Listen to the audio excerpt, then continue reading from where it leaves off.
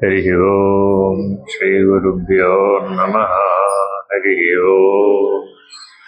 బ్రహ్మానందం పరమసుఖదం కేవలం జ్ఞానమూర్తిం ద్వంద్వాతీతం గగనసదృశం తస్యాదిలక్ష్యం ఏకం నిత్యం విమలమచలం సర్వధీ సాక్షిభూతం భావాతీతం త్రిగుణరహితం సద్గురుం తం నమామి. నమో బ్రహ్మాదిభ్యో బ్రహ్మ విద్యా సాంప్రదాయ అస్తుభ్యో వంశ ఋషిభ్యో మహాభ్యో నమో గురుభ్యః. సర్వోపప్లవరహిత విజ్ఞానఘన ప్రత్యగర్ధో బ్రహ్మైవాహమస్మి. అహం పదార్థరహితః. సదాశివసమారంభాః వ్యాసశంకరమధ్యమాః అస్మదాచార్యపర్యంతాః వందే గురుపరంపరాం. హరి ఓం శ్రీ గురుభ్యో నమః. హరి ఓం. ఓం నిర్భయానందాయ విద్మహే అచల పరిపూర్ణాయ ధీమహి తన్నో పరాత్పరః ప్రచోదయాత్.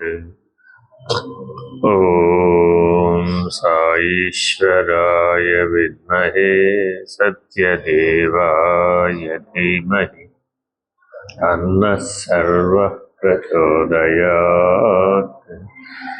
ఓం తత్పురుషాయ విద్మహే మహాదేవాయ ధీమహి తన్నో రుద్రః ప్రచోదయాత్. హరి ఓం. శ్రీ గురుభ్యో నమః. హరి ఓం.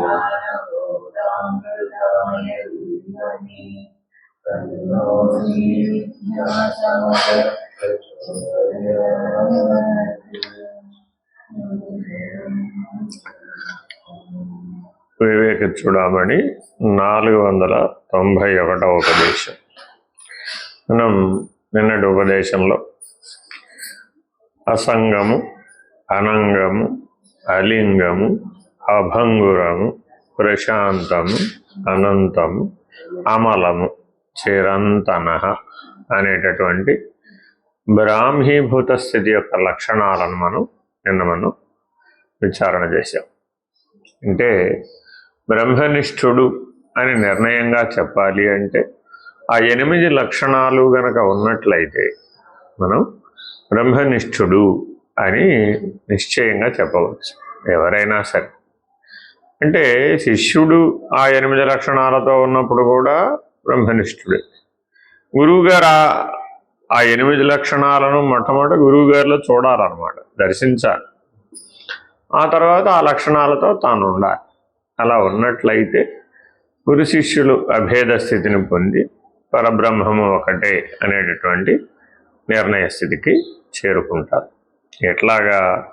బ్రహ్మైవాహం న సంసారీ ముక్తోహమితి నిశ్చయః శుద్ధబోధస్వరూపోహం నిర్మలోహం సనాతనః అచ్యుతోహం అనంతోహం గోవిందోహం అహం శివః ఆనందోహమశేషోహం అజోహమమృతోస్మ్యహం నిత్యోహం నిర్వికల్పోహం నిరాకారోహమవ్యయః సచ్చిదానందరూపోహం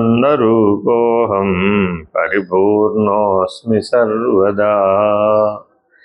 ఈ విశేషణాలతోటి, ఈ లక్షణాలతోటి నిరంతరాయంగా ఉంటాడు.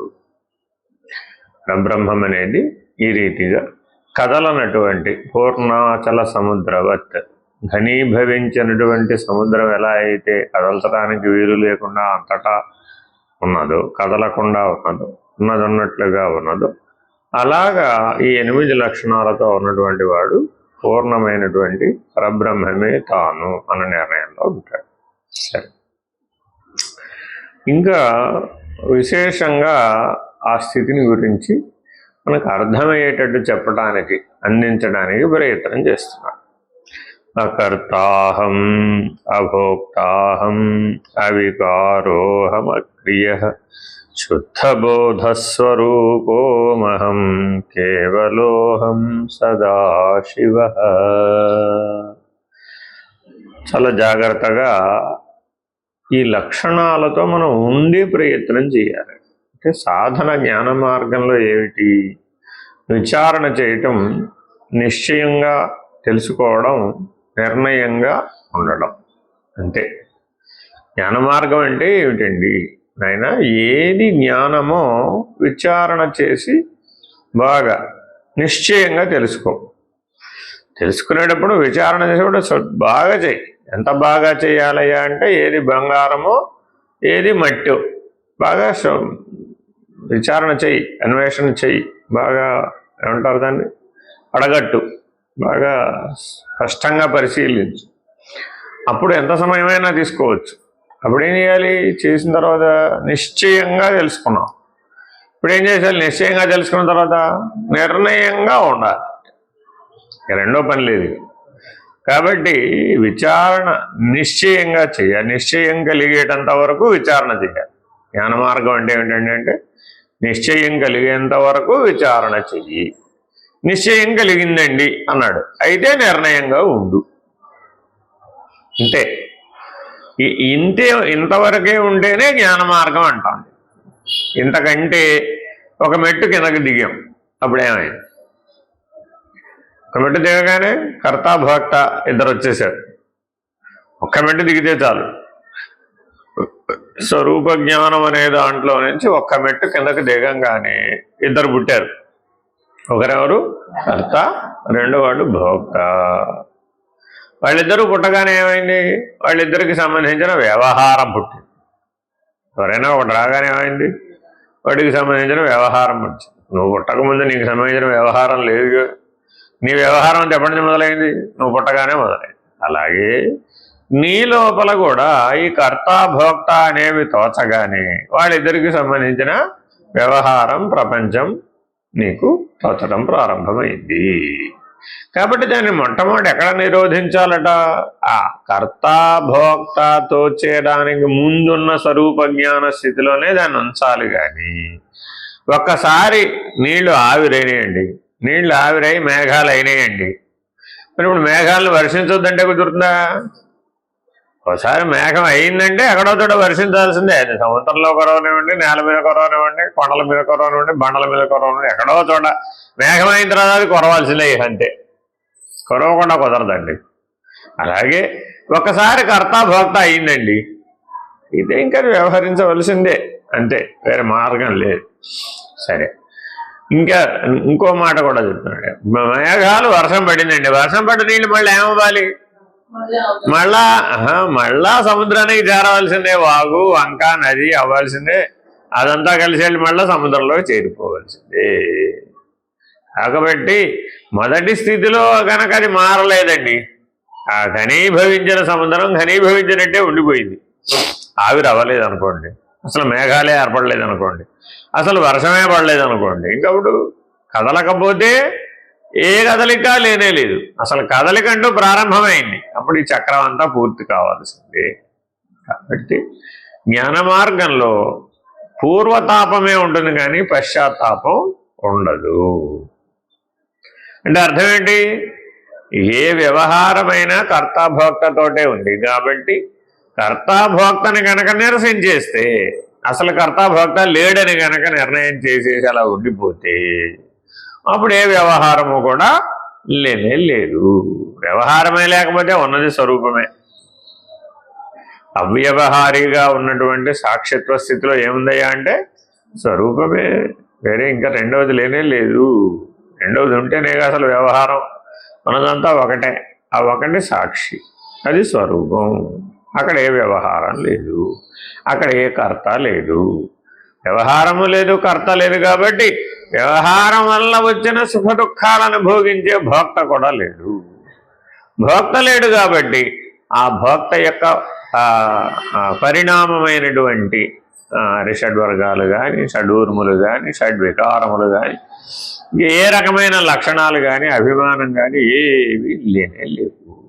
ఇలాగా ఆది ఎందే ఆ జ్ఞానాన్ని ఉపయోగించి ఆత్మ అవ్యవహారి, ఆత్మ సాక్షి అనేటటువంటి ఆత్మనిష్టని, బ్రహ్మనిష్టని కలిగి ఉండాలి. కానీ నీవు ఒకసారి కిందకి దిగి వచ్చేసిన తర్వాత మళ్ళా మొదలుపెట్టావు, మళ్ళా విచారణ చేయాలి.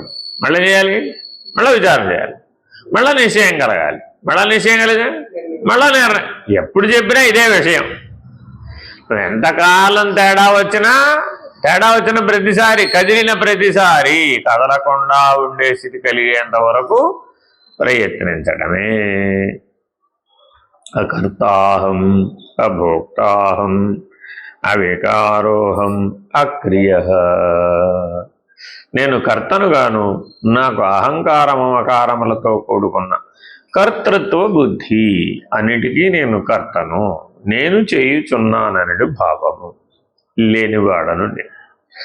భోక్తను కాను, నేను సమస్తమును అనుభవించువాడను. ఈ సకల భోగములు నాకు భోజ్యములు అనుభావము లేనివాడను. కర్తయు భోక్తయు కాని ఆ పరబ్రహ్మమే నేనై ఉన్నాను.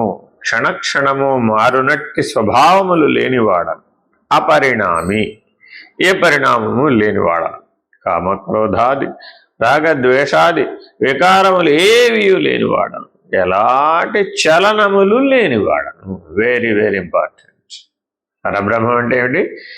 ఏమాత్రం కదలిక లేనటువంటిది.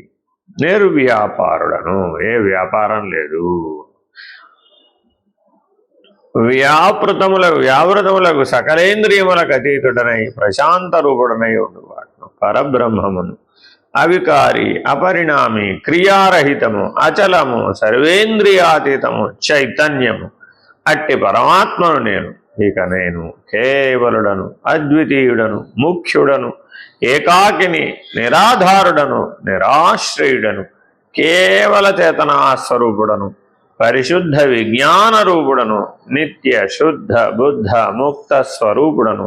నేను సర్వదా మంగళస్వరూపుడను. పంచదైవములనబడు బ్రహ్మ, విష్ణు, మహేశ్వర, రుద్ర, సదాశివులలో 5వదగు సదాశివుడను, పరమ తురీయమగు సహస్రారముననున్నవాడను.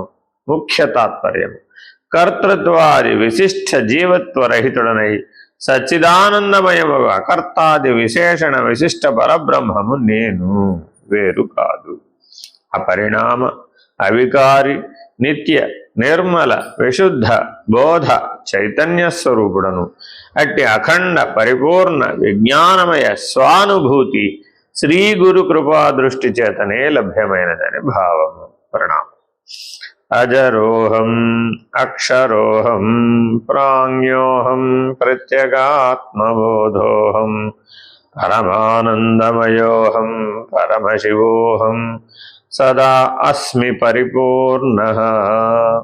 నేను జరామరణాదిరహితుడనై పరమశివుడను, పరిపూర్ణుడను, పరమానందుడను. ఈ స్వరూప జ్ఞానానికి సంబంధించిన లక్షణాలను మననం చేయాలి. జ్ఞాన మార్గంలో కూడా ధ్యానం ఉంది. ఎటువంటి ధ్యానం ఉంది? ఈ స్వరూప జ్ఞాన లక్షణాలనే మననం చెయ్యాలి. నేనెవరు అంటే నేను జర మరణాది రహితుడనైన పరమశివస్వరూపుడను, పరిపూర్ణుడను, పరమానందుడను, పరమాత్మను, సదాశివుడను, నిరాధారుడను, నిరాశ్రయుడను, కేవల చైతన్య స్వరూపుడను, పరిశుద్ధ విజ్ఞాన రూపుడను, నిత్య శుద్ధ బుద్ధ ముక్త స్వరూపుడు, సర్వదా మంగళ స్వరూపుడను. ఇలా తనకు తానుగా ఆ స్వరూప లక్షణాలను తానే భావన చెయ్యాలి, మననం చెయ్యాలి. అప్పుడు కారణదేహంలో ఉన్నటువంటి మాయ లక్షణాలన్నీ పోయి ఆ మాయ లక్షణాల స్థానంలో ఈ స్వరూప లక్షణాలు వచ్చి కూర్చోవాలన్నమాట. మనకి ఎందుకు ఇప్పటి వరకు తోచడం లేదు?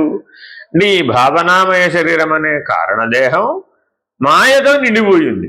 మాయ అంటే 3 గుణాలు. ఏది లేదో అది ఉన్నదని, ఏది ఉన్నదో అది లేనిదని. దానికి 2 ఫలితాలు ఉన్నాయి. మాయకు 2 లక్షణాలు ఉన్నాయి. ఒకటేమో ఏది ఉన్నదో అది లేదనిపిస్తుంది, ఏది లేదో అది ఉన్నదనిపిస్తుంది.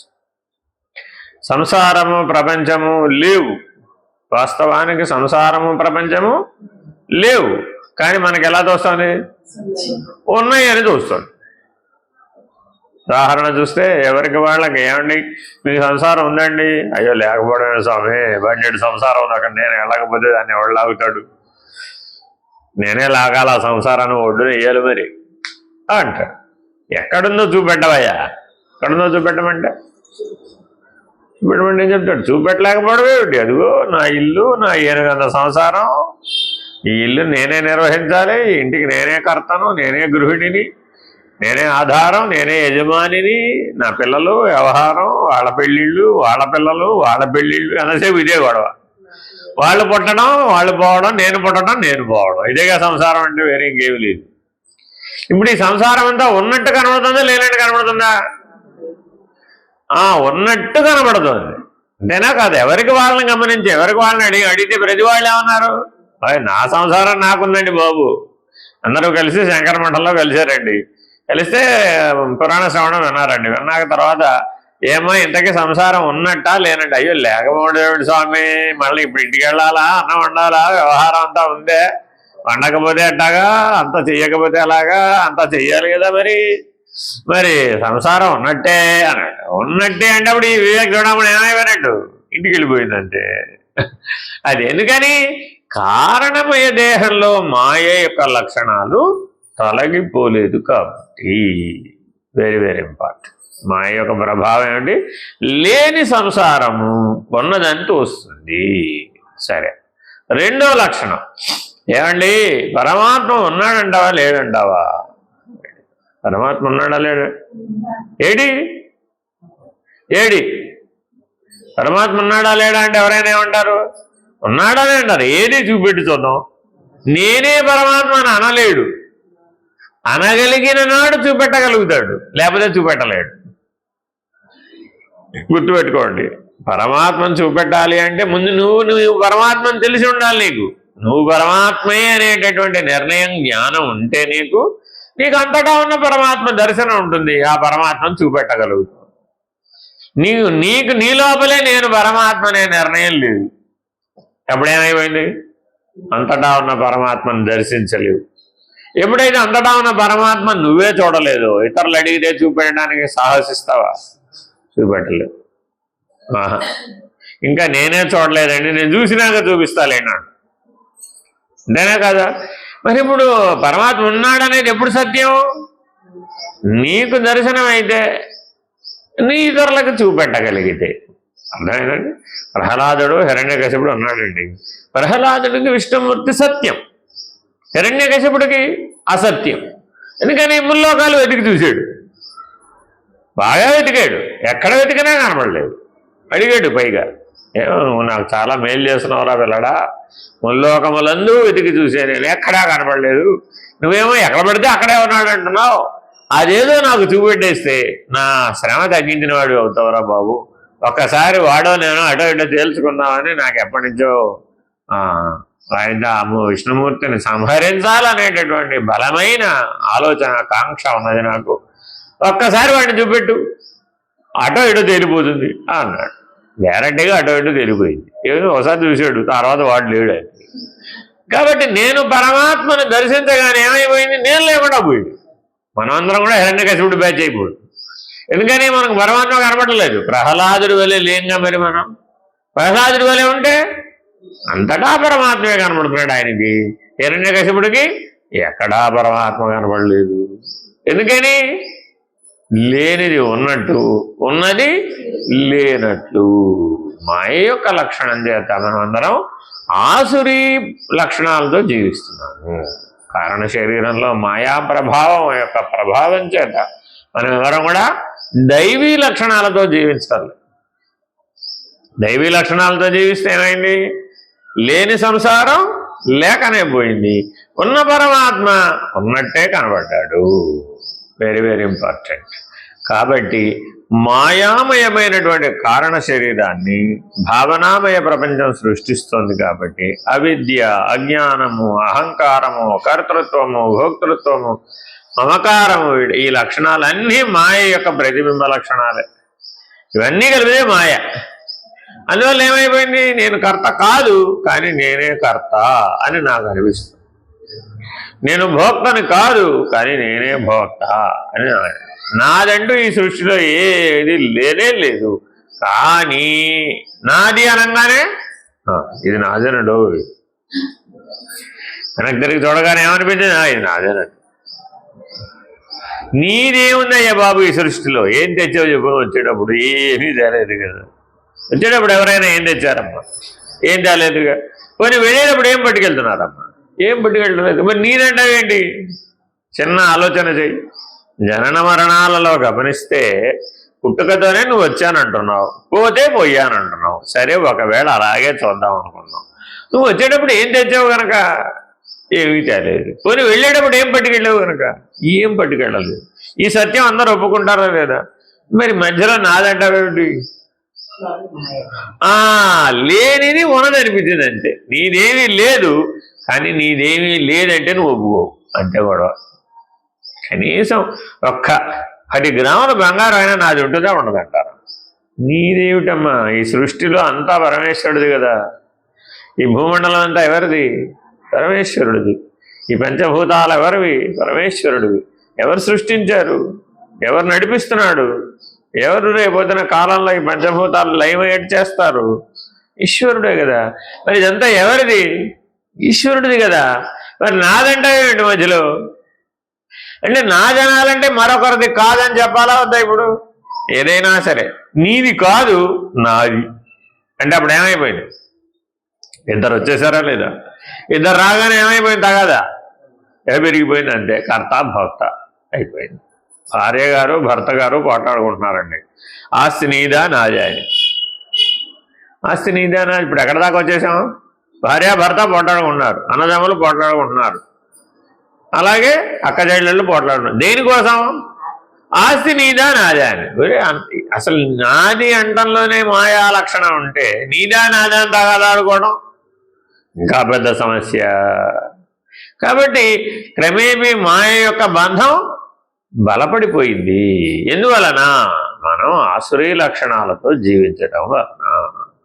కర్త కానివాడు నేనే కర్త అనుకోవడం వలన, భోక్త కానివాడు నేనే భోక్త అనుకోవడం వలన ఎంత సుఖాన్ని అనుభవించినా ఇంకా సుఖాన్ని అనుభవించాలి అనుకుంటూ ఉంటాడట భోక్త. భోక్త ఏమనుకుంటాడు ఎప్పుడు కూడా? ఇంకా సుఖం, ఇంకా సుఖం. ఏమండి ఇప్పుడు నీ ₹1 కోటి ఉన్నాయి కదమ్మా, సుఖంగానున్నావు కదా, నువ్వు బాగానున్నావు కదా. ఇప్పుడు మరి ఇప్పుడు ఇంకో 1 కోటి సంగతి నీకు ఎందుకు? ఇప్పుడు ఆ 1 కోటి కూడా అంటే ఇంకా సుఖంగా ఉండవచ్చు. ఒరేది ఎంత సుఖంగా ఉన్నా ఇంతకంటే ఇంకా సుఖం ఎంతని చెప్తావు? ఏమన్నా ప్రమాణం ఉందా? లేదు. ఇప్పుడు 5.5 అడుగులు ఉన్నావమ్మా, ఇంకో 6 అడుగులు ఏమైనా పెరుగుతావా? పెరగవు. పోనీ ఇప్పుడు ఏమన్నా 206 ఎముకలు ఉన్నాయమ్మా, ఏమన్నా ఇంకో 100 పెరుగుతాయా? పెరగవు. పోనీ 32 పళ్ళు ఉన్నాయమ్మా, పైన 16 కింద 16. మరి పోనీ ఇంకేమన్నా ఇంకో 16 పెరుగుతాయా? పెరగవు. పోనీ 24 గంటలు జీవితం ఉందమ్మా ఒక రోజుకి, సుఖం పెరిగితే ఇంకేమన్నా ఇంకో 2 గంటలు పెరుగుతాయా? పెరగవు. ఇప్పుడు 24 గంటలు సుఖంగానే ఉన్నావు కదా, మరి ఇప్పుడు ఇంకో దానికోసం ఎందుకు నీకు అంటే ఏమంటాడు? అదేమిటండి ఏదైనా వచ్చేదంటే రావద్దనంటావేమిటి? రాని అనాలి కానీ అంటాడు. ఊరే రామా. అప్పుడు ఏమైంది? కర్త భోక్త బలపడిపోయింది. దారమ్మడ పోయేవాడు 4 లడ్డూలు ఫ్రీగా ఇస్తున్నాడండి. సర్లే ఉండని, రేపటికైనా పనికి వస్తాయి. కృష్ణ వాసుదేవ, రేపటికి వీడు ఉండొద్దు. ఈ భోక్త రేపటికి ఉండొద్దుటమ్మా. ఈ సుఖాన్ని అనుభవించడానికి ఉంటాడంటావా? గ్యారంటీయే లేదు. కాబట్టి ఈ లేని కర్త లేని భోక్త మన జీవితాన్ని శాసిస్తున్నారు. వాస్తవానికి వాళ్ళిద్దరు లేరు, కర్త లేడు భోక్త లేడు. వాస్తవానికి ఉన్నది పరమేశ్వరుడే. ఆయన కర్త కాదు భోక్త కాదు. నీ హృదయంలో పరమేశ్వరుడు ఉన్నాడు, కానీ ఆయన కర్త కాదు భోక్త కూడా కాదు. కానీ ప్రతిబింబ సమానమైనటువంటి జీవుడే నేను కర్తను నేను భోక్తను అంటున్నాడు. వాస్తవానికి ఆ పరమేశ్వరుడికి ఏ వికారం ఉంది? ఏ వికారం లేదు. ఎందుకని? ఆయన అవికారుడు, నిర్వికారుడు, నిరాకారుడు. ఆయనకు ఆకారమే లేదు. జ్యోతిస్వరూపుడు, ఆయనకి ఆకారం ఏముంది? ఆయనకి ఏ ఆకారం లేదు. ఆకారం లేని వాడికి వికారం కూడా లేదు. ఏమిటి వికారం అంటే? పుట్టడం, పెరగడం, వృద్ధి చెందడం, తర్వాత క్షీణించిపోవడం, ఆ తర్వాత అపక్షీయతే విపరిణమతే వినశ్యతే. జాయతే అస్తి వర్ధతే అపక్షీయతే విపరిణమతే వినశ్యతే. ఇవి షడ్వికారములంట. మరి ఇవి శరీరానికి ఉన్నాయే కానీ శరీరానికి ఆధారమైనటువంటి చైతన్యానికి లేనే లేదు. దానికి పుట్టుకే లేదు, జాయతేనే లేదు. ఇంకా వర్ధతే ఎక్కడ ఉంది? ఏమండి 10 ఏళ్ళకి చైతన్యం బాగా పెరిగిందండి, 100 ఏళ్ళకి ఇంకా పెరిగిందండి అంటావేమిటి? పెరగడానికి తరగడానికి దాంట్లో పెరుగుతాం లేదు, తరగడం లేదు. ఆ పరబ్రహ్మం ఎప్పుడు ఒకలాగానే ఉన్నది. ఆ పరమేశ్వరుడు ఒకలాగానే ఉన్నాడు. తల్లి గర్భంలో ఉన్నప్పుడు ఎలా ఉన్నాడు, పుట్టినప్పుడు అలాగే ఉన్నాడు, శరీరం వదిలేసినప్పుడు కూడా అలాగే ఉన్నాడు. కాబట్టి ఆయనకి ఏ వికారం లేదు. అది కర్త కాదు భోక్త కాదు, వికారము లేదు. అక్రియ. ప్రతి వాళ్ళని అడిగామండి, ఏమండి 50 ఏళ్ళు జీవించారు కదా, 60 ఏళ్ళు జీవించారు కదా, 60 ఏళ్ళ జీవితంలో ఏం చేశారండి అని అన్నారు. ఏం చేశారంటే ప్రతి వాళ్ళు ఏదో చెప్తారు. ఏదో నేను అక్కడ పుట్టానండి, ఇక్కడ చదువుకున్నానండి, అదిగో అక్కడ వెళ్ళి పెళ్లి చేసుకున్నానండి, ఇదిగో ఇక్కడికి వచ్చి పిల్లల్ని కన్నానండి, అదిగో అక్కడికి వచ్చి పిల్లల్ని పెంచానండి, ఇదిగో ఇక్కడ మా పిల్లల్ని అక్కడికి ఇచ్చి పెళ్లి చేశారండి. ఇలా ఏదో నువ్వు చేసిన పనులు చెప్పామనుకోండి, ఈ మిగిలిన టైంలో అదిగో ఆ దేశం తిరిగానండి, ఈ దేశం తిరిగానండి, లేకపోతే ఆ దేశం చూశానండి, ఈ దేశం చూశానండి, ఇంకా ఏవో ఇలా నీ జీవితంలో నువ్వు చేసినవి చెప్పావను. అవన్నీ నువ్వు చేసినట్టు ఈ సృష్టిలో ఎక్కడైనా ఆధారం చూపెట్టాను. ఇవన్నీ నువ్వు చేసినట్టు ఈ సృష్టిలో ఎక్కడైనా ఆధారం ఉందే? ఆకాశంలో కానీ, గాలిలో కానీ, అగ్నిలో కానీ, వర్షంలో కానీ, నీటిలో కానీ, లేదా భూమి మీద కానీ ఈ పనులన్నీ నువ్వు చేసినట్టు ఎక్కడైనా ఆధారం చూపెట్టాం. అందరికీ పంచభూతాలే కదా ఆధారం.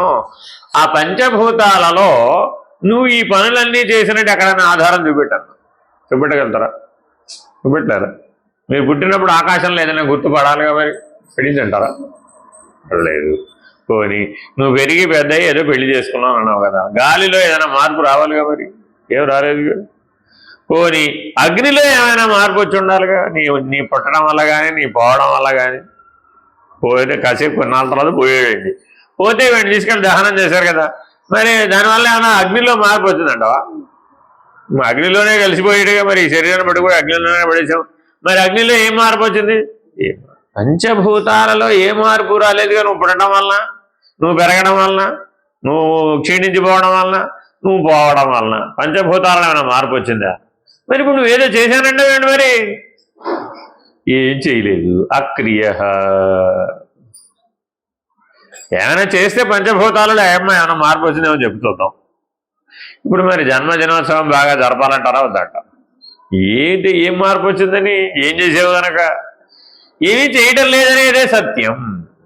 పరమేశ్వరుడు నిజానికి ఏమీ చేయటం లేదట, నువ్వు కూడా ఏమీ చేయట్లేదురా బాబు. అదేనండి, అకర్త అభోక్త అవికార అక్రియ, ఏమీ చేయలేదు. ఈ మాట ఒప్పుకోమనండి ఎవరినైనా. అసలు మనం ఎంత కష్టమో. ఏం చేయకపోవడం ఏంటండి? 30 ఏళ్ల పాటు నేను బ్రహ్మాండం బదలకూడదు. ఏమిటమ్మా ఏం కూడా ఏం చూపెట్టి చూద్దాం, పంచభూతాలలో చూపెట్టి ఏం మార్పు వచ్చిందో? ఏం రాలేదుగా. మరి ఆ పంచభూతాలలో ఏ మార్పు, అసలు మౌలికంగా ఉన్న పంచభూతాలలో ఏ మార్పు లేనిది నువ్వు ఏదో చేశానంటే మాత్రం ఏమిటి ప్రయోజనం? అక్కడ ఏమన్నా కనబడదేగా. ఏమి పోనీ కాలంలో ఏం మార్పు వచ్చిందో చెప్పు. ఏమి రాలేదు. నా కదా, నువ్వు చేసిన ఏ పని వల్ల కూడా, ఏ ఆలోచన వల్ల కూడా, ఏ ఫలితం వల్ల కూడా ఈ ప్రపంచంలో ఏం మార్పు వచ్చింది కనుక? ఏమండి, ప్రపంచంలో ఏమైనా మార్పు వచ్చిందంటారా? నువ్వు పుట్టడం వల్ల ప్రపంచంలో ఏమైనా మారిందా? నువ్వు పోవడం వల్ల ఏమైనా ప్రపంచం మారిందా? ప్రపంచంలో కూడా ఏ మార్పు లేదు, పంచభూతాలలో ఏ మార్పు లేదు, కాలంలో ఏ మార్పు లేదు, ప్రపంచంలో కూడా ఏ మార్పు లేదు. పోనీ నువ్వు పుట్టింది ఎవరన్నా గుర్తెట్టుకున్నారో చెప్పు చూద్దాం. ఎవరు గుర్తెట్టుకోలేదే? పోనీ పోయింది ఎవరైనా గుర్తెట్టుకుంటారా రేపొద్దున? నువ్వెంతమందిని గుర్తెట్టుకున్నావు? నువ్వెవరిని గుర్తెట్టుకోలేదుగా. భూమండలం మీద ఎంతమందో పుట్టారమ్మా, ఎంతమందో పోయారమ్మా. ఎవరు పుట్టింది, ఎవరు పోయింది, ఎవరు గుర్తెట్టుకున్నారంటావు? అవతార పురుషులు పుడితేనే ఎవరు గుర్తెట్టుకోవట్లేదు, అవతార పురుషులు వెళ్ళిపోతేనే ఎవరు గుర్తెత్తటం లేదు. మరి ఇంక నేను చేశానంటే ఏంటి మరి? అక్రియ. రాముడు అంతటి వాడు రావణ యుద్ధంలో రావణాసురుని వేసేసి కౌసల్య అడిగితే ఎన్నానా రావణాసురుని వేసేసేవాడు కదా, బాగా యుద్ధం చేసేవాడు కదా, నేనేం చేయలేదమ్మా. అక్రియ ఈ మాట చెప్పాడు రాముడు. అందుకు రాముడు గొప్పవాడు. 14 సంవత్సరాల వనవాసం పూర్తి చేసి, రామరావణ యుద్ధం పూర్తి చేసి, అసురులందరినీ పూర్తిగా సమూలంగా నిశ్శేషంగా నిర్మూలించేసిన తర్వాత కూడా నేనేమీ చేయలేదు అన్నాడు అంతే. కానీ మనం మాత్రం ఏమంటున్నామండి? అదే 40 నిమిషాలలో 14,000 మంది రాక్షసులు, ఖరదూషణాది రాక్షసులు 14,000 మందిని 40 నిమిషాల్లో వేసేసాడు రాముడు. సీతమ్మ వారు అంత అప్పటిదాకా రాముల వారి పరాక్రమాన్ని చూడలేదండి. ఒకసారి చూద్దామని అనుకుందట. సరే అయితే చూడన్నాడట. చూడని 40 నిమిషాలలో 14,000 మంది రాక్షసులను ఒకడే సంహరించేసాడండి. అప్పుడు చూసిందట రాముడి యొక్క పరాక్రమం. ఓహో మా ఆయనకి ఢోకా లేదు బాగుందట. అప్పటి వరకు ఏదో ఊహేనండి ఆవిడకి కూడా. రాముల వారికి ఏమిటి జగదేక వీరుడు అనేటటువంటి లక్షణం ఉంది, ప్రచండమైనటువంటి యుద్ధం చేస్తాడు అని కళ్ళతో చూడలేదుగా. అప్పుడు చూసిందట సీతాదేవి. చూసి ఆహా లోకాభిరాముడు జగదేక వీరుడు, రాముడిని గెలవగలిగిన వాడు భూమండలంలో లేనే లేదు అని అందరూ అనుకుంటుంటే ఇప్పటి వరకు ఓహో అనుకున్నాను, ఇప్పుడు కళ్ళారా చూశాను, సత్యమని నమ్మాను అంటాడు రాముడు. ఆ రామాయణంలో వాల్మీకి అంటాడు అనమాట. కాబట్టి కళ్ళారా చూసింది సత్యం. ఒక్కసారి నువ్వు నీ జీవితం మొత్తం మీద చేసిందంతా ఒక్కసారి కళ్ళు మూసుకొని దర్శించిన ఆయన. కాలంలో ఏం మార్పు వచ్చింది, ప్రపంచంలో ఏం మార్పు వచ్చింది? ఏం మార్పు రాలేదుగా. పంచభూతాల్లో ఏం మార్పు వచ్చింది? ఏమి రాలేదుగా. పోనీ ఎంతమంది దేవతలు నువ్వు పుట్టినట్టు పోయినట్టు గుర్తించారంటావు? ఏ దేవతలు నువ్వు పుట్టినట్టు పోయినట్టు ఏం గుర్తించలేదే. గుర్తించారంటావా? మనం దేవతలను గుర్తించే ప్రయత్నం చేస్తున్నామే కానీ దేవతలు మనల్ని ఎక్కడైనా గుర్తించారంటావా? గుర్తించలేదే. పోనీ ఇప్పటి నుంచి ఈయన యుగం ప్రారంభమైందండి, ఈ యుగం రాముడి పేరు మీద పెడదాం అన్నట్టుగా, రాముడి యుగం అన్నట్టుగా రామాయణం అని ఎట్టయితే చెప్పారు, అట్లా మన జీవితం కూడా తర్వాత కాలాల వారు చిరకాలం పాటు యుగాల పాటు చెప్పుకునేటట్లుగా ఏమైనా జీవించే ఉండవా? మన ఇంట్లో వాళ్ళే మనల్ని రేపొద్దున తరుస్తారో లేదో గ్యారంటీ లేదు. ఫోటో గోడకు తగిలించిన తర్వాత ఎవరన్నా నమస్కారం పెట్టేటువంటి పరిస్థితి ఉందంటావా? బ్రతికున్నప్పుడే లేదు, ఫోటోలు గోడకు తగిలిన తర్వాత ఉంటుందంటావా? కాబట్టి ఇప్పుడు మనం చేసిన పనులని ఏమైనా పేరుకి ఊరికి పనికొచ్చేవేనా, గుర్తించడానికి పనికొచ్చేవేనా అంటే అక్రియ. అసలు ఏమైనా చేస్తే ఏమీ చేయలేదు. సరే మరేమిటండి? శుద్ధ బోధ స్వరూపోహం కేవలోహం సదాశివ. కానీ నా స్వరూప లక్షణం ఏమిటండి? శుద్ధ స్వరూపం. ఏ మాలిన్యం లేదు, ఏ త్రిగుణ మాలిన్యం లేదు, మాయా లక్షణాలు అసలు లేనే లేవు.